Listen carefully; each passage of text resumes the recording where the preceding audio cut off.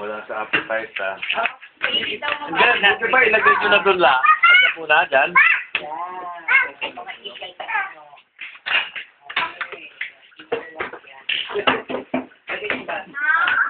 Ayaw mo.